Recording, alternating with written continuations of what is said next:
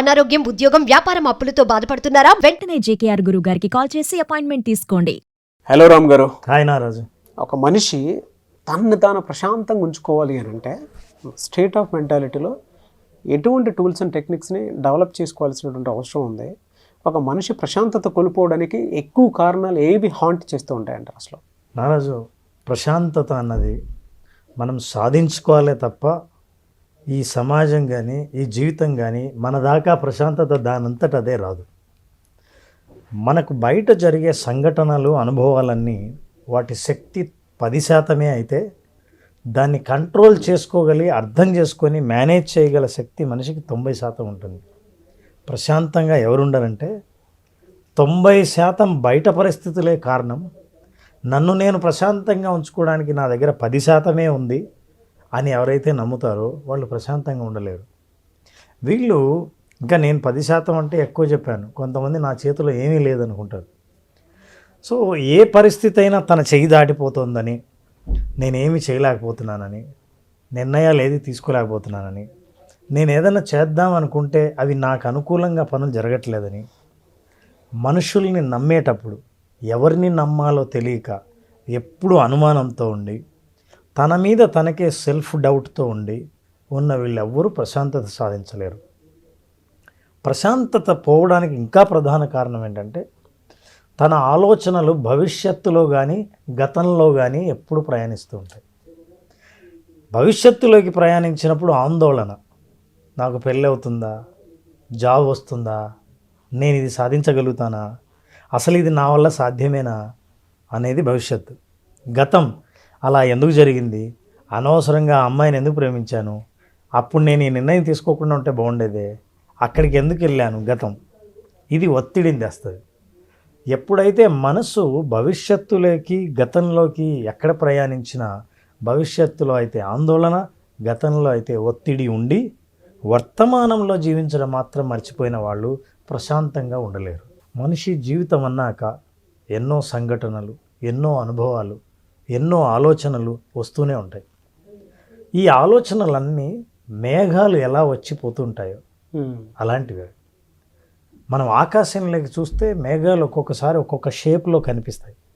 అరే, పక్షి ఉన్నట్టే ఉందే, ఏదో జంతువు రూపంలోనే ఉందే మేఘాలని అని పక్కవాడికి చెప్పి ఇలా చూడు అని చూసేలోగా రూపం మార్చుకుంటాం.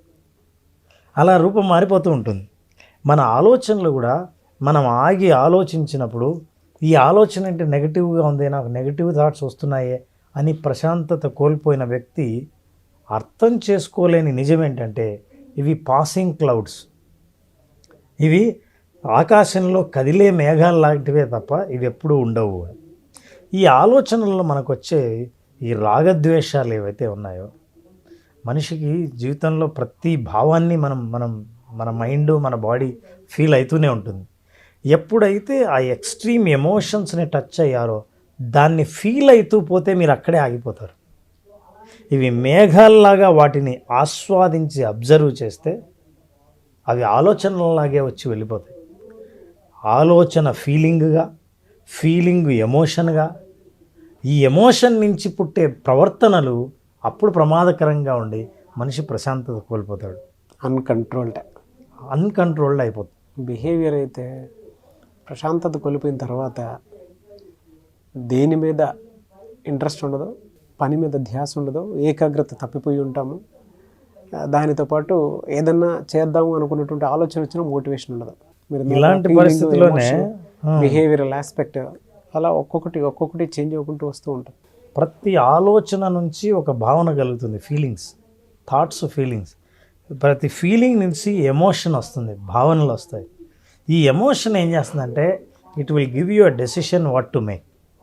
సో దీంతో ప్రశాంతత కోల్పోవడానికి కారణం ఏంటంటే నేనేం చేయాలో తెలియనప్పుడు, 4 రోడ్ల కూడలిలో దారి తెలియని వాడు నిలబడినప్పుడు మీరు ప్రశాంతతను పూర్తిగా కోల్పోతారు. ప్రశాంతత పొందాలంటే మొట్టమొదటి చేయవలసిన పనిని, నీ మనస్సుని ఎక్కడ ప్రయాణం చేస్తుందో దాన్ని ఎట్లయితే గాలిపటం తాడు పెట్టి గాలిపటాన్ని ఇలా లాగుతామో మళ్ళీ మన దగ్గరికి, అలా ఆలోచనలను లాగి ప్రజెంట్ టెన్స్లోకి తీసుకురావాల్సిన అవసరం ఉంది. తీసుకురావాలంటే మరి ఎలా? దూరంగా వెళ్ళిన ఆలోచనలను దగ్గరికి తీసుకురావాలంటే గతంలోకి వెళ్ళిన ఆలోచనలు ఇక్కడికి తీసుకురావాలి, భవిష్యత్తులోకి వెళ్ళిన ఆలోచనలు ఇక్కడికి తీసుకొస్తే ఇప్పుడు ఏం జరుగుతుందో నేను ఆలోచించగలను. లేకపోతే భవిష్యత్తులో ఇంకా రాని రోజులకు సంబంధించి భయపడ్డం, గతంలో అయిపోయిన రోజుల గురించి బాధపడడం ఎక్కువ జరుగుతుంది. కాబట్టి ఆ రెండింటిని బంద్ చేసి ఇక్కడికి తేవాలి. పురాణాల్లో ఏమైనా చెప్పబడిందా సార్ దీనికి సంబంధించి? భగవద్గీత కంటే మనకు గొప్ప రెఫరెన్సు ఏముండదు. రెఫరెన్స్లో మనిషి స్థితప్రజ్ఞత ఎట్లా సాధించాలి అనేది కృష్ణుడు ఏం చెప్పాడు? రాగద్వేషాలకు అతీతంగా భయము, రాగము, క్రోధము వీటన్నిటికీ లొంగిపోయి ఎక్స్ట్రీమ్ ఎమోషన్స్కి బానిస కాకుండా సమానంగా మనం ఎప్పుడైతే వాటిని ఆస్వాదించడం మొదలు పెడతామో అదే స్థితప్రజ్ఞత. అంటే ఒక్కోసారి ప్రశాంతత సాధించడానికి స్థితప్రజ్ఞతంత స్థాయిలోకి వెళ్ళాల్సిన అవసరం లేకపోయినా అసలు ఇమ్మీడియట్గా మీరు ప్రశాంతత ఎలా సాధిస్తారు? ఎలా సార్ అది? ఆలోచనలను ఇక్కడికి, ఈ రూమ్కు, ఇక్కడికి, నాగరాజు దగ్గరికి ఎలా తీసుకురావాలి ఒకసారి తెలుసు. ఇప్పుడు ఎవరైనా సరే ఇట్లా ప్రశాంతత కోల్పోయాను, నాకు ఆలోచన తట్టడం లేదు, ఏం చేయాలో నేను నిర్ణయించుకోలేకపోతున్నా అన్న వ్యక్తులు ఇప్పుడు మనం చేయబోయే పని చేస్తే ఖచ్చితంగా సాధిస్తారు. ఏ పని సార్ అది? సో నాగరాజు మనం ఏం చేద్దామంటే రిలాక్సేషన్, ప్రశాంతత అంటే అదే. ఆ రిలాక్సేషన్ని ఎలా సాధించాలి?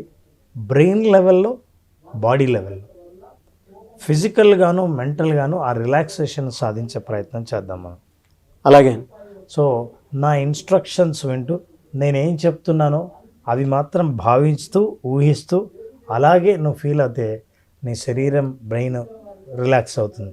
ఆ రిలాక్స్ అవుతున్న వాటి సిగ్నల్స్ కూడా నీకు ఎలా అందుతాయో నేను చెప్తాను. ఓకే. సో చాలా sir, please close your eyes, keep your back straight. Nagaraju, take a deep breath. నేను చెప్పేంత వరకు కళ్ళు తెరవకుండా నేను చెప్పిన ప్రతి మాటను అలాగే భావిస్తూ వెళ్ళు. Take a slow deep breath and breathe out. Breathe in and breathe out. Breath చేస్తున్నప్పుడు శ్వాస మెల్లిగా ముక్కులోంచి, ముక్కు రంధ్రాల నుంచి శ్వాసకోశంలోకి వెళ్తూ ఊపిరితిత్తుల్లోకి వెళ్ళటాన్ని, ఆ ప్రయాణాన్ని అబ్జర్వ్ చేయడం. అలాగే ఊపిరి బయటికి వదులుతున్నప్పుడు ఊపిరితిత్తుల నుంచి అది ఎలా ప్రయాణిస్తుందో ముక్కు ద్వారా బయటికి వెళ్ళడం గమనించు. రిలాక్స్. నీ శరీరం మొత్తం పూర్తిగా విశ్రాంతి దశలో ఉంది. శరీరంలోని ప్రతి కండరంలోని ప్రతి కణం సంపూర్ణంగా విశ్రాంతి తీసుకుంటోంది. తల, ముఖం, మెడభాగం, భుజాలు, ఛాతీ, చేతులు, మోచేతులు, అరచేతులు, నడుము భాగం, పొట్ట భాగం, ఒక్కో కండరాలు నేను చెప్తున్నప్పుడు ఆ భాగాన్ని ఊహిస్తూ, భావిస్తూ మెల్లిగా తొడలు, మోకాళ్ళు, పిక్కలు, అరికాళ్ళు, ప్రతి కండరం ఎటువంటి ఒత్తిడి లేకుండా పూర్తి విశ్రాంతి తీసుకుంటోంది. శరీరం బాగా బరువెక్కితే కదలలేని స్థితిలో, కదిలించని లేని స్థితిలో సంపూర్ణంగా ఎలా విశ్రాంతి తీసుకుంటావో ఆలోచించు. ఆ విశ్రాంతి స్థితిలో ఉన్నావు. ఇమాజిన్ ఈ దశలో శరీరం మెల్లిగా స్పందిస్తోంది. అతి చిన్న ప్రకంపనలు అరచేతుల్లో రావటం గమనించవచ్చు. నిద్రావస్థకి, చేతనావస్థకి మధ్యలో నా మాటల్ని వింటూ శరీరం బాగా రిలాక్స్ అవుతుంది. Relax, relax. When you're relaxing, ఆలోచనలు కానీ, ఇటువంటి భావాలు కానీ, భావోద్వేగాలు, భావనలు, ఆలోచనలు, నిర్ణయాలు ఇవేవి మైండ్లో లేకుండా సంపూర్ణ విశ్రాంతి తీసుకునే దశలో ఉన్నావు. రిలాక్స్. జాగ్రత్తగా గమనిస్తే ఇప్పుడు నీ శరీరం సంపూర్ణ విశ్రాంతి స్థితిలో ఉంది. రిలాక్స్. సో నాగరాజు, నా మాటల్ని ఇప్పుడు మళ్ళీ జాగ్రత్తగా వింటున్నావు. ఈ స్థితిలో శరీరంలో అరచేతుల దగ్గర, అరికాలి దగ్గర చాలా సన్నని ఎలక్ట్రికల్ ఇంపల్సెస్, విద్యుత్ ప్రకంపనలు అంటే తిమ్మిరి లాంటివి నీ అరచేతులకి రావటం గమనించవచ్చు. Now you are coming out and listening to my instructions. నా ఇన్స్ట్రక్షన్స్ని జాగ్రత్తగా విని మెల్లిగా బయట ప్రపంచంలోకి అడుగు పెడతావు. 5, 4, 3, 2, 1, 0. Slowly you will wake up. You are bringing up the energy into your body. Again back, your muscles are under your control. నీ కండరాలన్నీ మళ్ళీ నీ అదుపులోకి వచ్చాయి. మెల్లిగా కళ్ళు తెరుస్తున్నావు. Slowly open your eyes. Yes Nagaraju, relax. Come on. 5, 4, 3, 2, 1, 0. మామూలుగా నిద్రపోయావా? నిద్ర వచ్చేసింది సార్. ఏదేమైనా ఒక దశలో నా ఇన్స్ట్రక్షన్స్ కంప్లీట్గా డిస్కనెక్ట్ అయ్యి నిద్రలోకి వెళ్ళిపోయావు. గుర్తుందా నేను ఏం చెప్పాను? ఎంతవరకు గుర్తుందా? గుర్తులేదు సార్. మొదట్లో కొద్దిగా చెప్పింది గుర్తుంది, ఆ తర్వాత లేదు. మీరు శ్వాస మీద ఎప్పుడైతే తీసుకెళ్ళిపోయారో. How is the relaxation? మీరు చెప్పాలి సార్, నాది అంత అన్కంట్రోల్ కదా. నేను పవర్ నాప్ తీసుకొని are you feeling relaxed, light, చాలా లైట్గా ఉంది. చాలా రకరకాల మెంటల్ ట్రామాలో ఉండి, దాంతోపాటు ఈ పని ఆ ఒత్తిడి ఈ ఒత్తిడి అని చెప్పేసి జనరల్గా రెగ్యులర్ షెడ్యూల్సే మనకు కనిపించేదంటే అయ్యేం లేవు కదా. శ్వాస మీద ధ్యాసకి ఎప్పటికైతే వెళ్ళిపోయిందో ఆటోమేటిక్ బాడీ అన్కంట్రోల్డ్ అయిపోయింది. తర్వాత ఏం జరిగిందో తెలియదు, అది మీరే చెప్పాలి. But now I'm feeling better. Power nap తీసుకున్నంత ఇదిగా ఉంది. ఎన్ని మినిట్స్ ఉన్నాను అట్లా? నేను చెప్తున్నంత సేపు దాదాపు ఒక 2-3 నిమిషాలు పూర్తిగా ఉన్నా. నేను లేపమని బట్ ఒక 1 hour పడుకున్న ఫీల్ ఉంది. 1.5 hour పడుకున్న ఫీల్ ఉంది. Very energetic relaxation. అది అంటే రిలాక్సేషన్ నుంచి బయటకు వస్తూనే వచ్చే ఎనర్జీ ఉంటుంది సార్. అది double the energy compare to the previous state of mind. So పూర్తిగా పడుకుండిపోయావు. నేనే గ్యాప్ ఇచ్చాను. నిజంగా పడుకున్నావా మేలుకున్నావా చూద్దామని.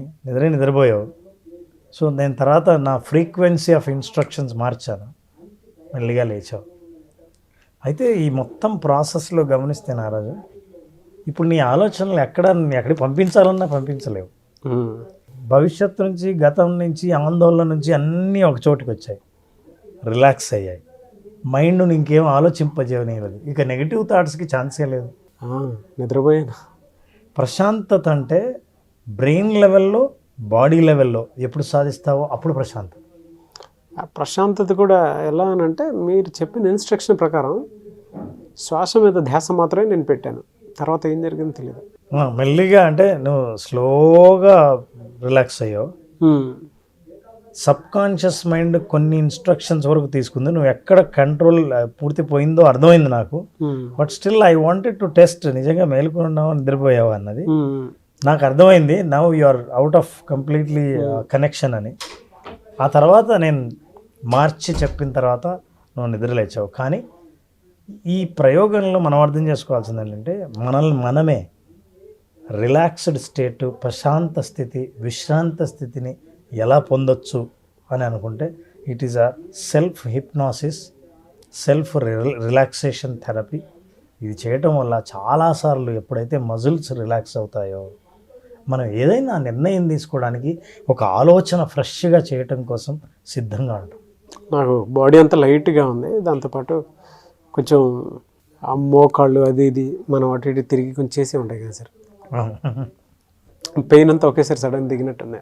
నిజంగానే బాగా రిలాక్స్ అయింది బాడీ మొత్తం. బాడీ మొత్తం రిలాక్స్. Yes, thank you. నాకు తెలిసి మీరు కూడా వీడియో చూసేటప్పుడు కొంతమంది ఒకసారి మిమ్మల్ని మీరు రామ్ గారు చెప్పిన ఇన్స్ట్రక్షన్ ఫాలో అయ్యి కనుక చూస్తే మేబీ ఆయన చెప్పినట్లు నాకు ఏమనిపించిందో, నేను ఏం ఫీల్ అయ్యాను, ఆడియన్స్ కూడా అదే ఫీల్ అవుతారని నేను అనుకుంటున్నాను. వాళ్ళు కళ్ళు మూసుకుంటే వీడియో చూడలేరు, కానీ ఇన్స్ట్రక్షన్స్ నిద్రపోతారు. బట్ చూడాలనుకుంటే ఎలా ఉంటుందో చూడొచ్చు. బట్ ఒక మనిషి మనసును ప్రశాంతంగా ఉంచుకోవాలి అంటే దానికి ఒక 2 minutes నాకు తెలియదు సార్, టైం ఎంత ఎందుకు కూడా తెలియదు, నాకు గుర్తులేదు. కానీ అంటే మనకు సమయాభావం వల్ల నేను ఎక్కువసేపు స్టేట్ ఆఫ్ మైండ్ని ఇలా కూడా కంట్రోల్లో తెచ్చుకోవచ్చు అనేది అర్థమైంది. అంటే మనల్ని మనం ఇలా ప్రశాంతంగా ఉంచుకోవచ్చు ఖచ్చితంగా. ఎస్, వేరే థాట్స్ తోటి కాదు, మనల్ని మనం ఈ విధంగానే ఒక ఇన్స్ట్రక్షన్ తోటి కూడా కంట్రోల్లో పెట్టుకోవచ్చు అని తెలిసిందే.